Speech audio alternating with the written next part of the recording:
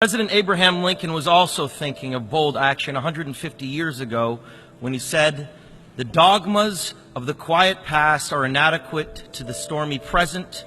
As our case is new, so we must think anew and act anew. We must disenthrall ourselves, and then we shall save our country."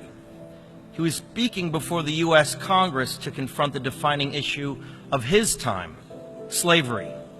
Everyone knew it had to end, but no one had the political will to stop it. Remarkably, his words ring as true today when applied to the defining crisis of our time, climate change. As a UN messenger of peace, I have traveled all over the world for the last 2 years documenting how this crisis is changing the natural balance of our planet.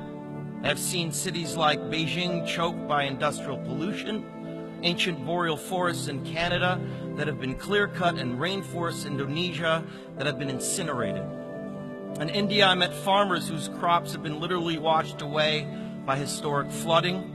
In America, I have witnessed unprecedented droughts in California and sea level rise flooding the streets of Miami.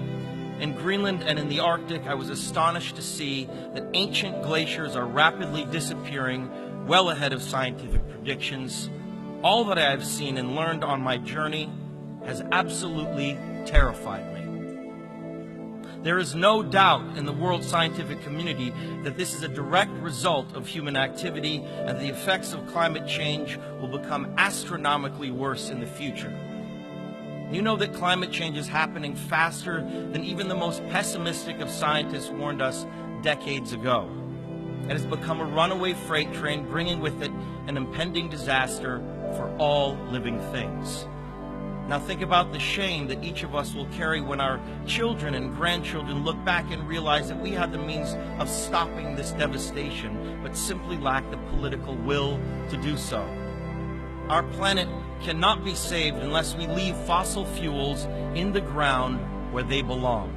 Massive change is required right now, one that leads to a new collective consciousness, a new collective evolution of the human race, inspired and enabled by a sense of urgency from all of you. We all know that reversing the course of climate change will not be easy, but the tools are in our hands if we apply them before it is too late. Now is the time for bold, unprecedented action. It is time to ask each other, which side of history will you be on? As a citizen of our planet, it is time to declare no more talk, no more excuses, no more 10-year studies, no more allowing the fossil fuel companies to manipulate and dictate the science and policies that affect our future. Lincoln's words still resonate to all of us here today.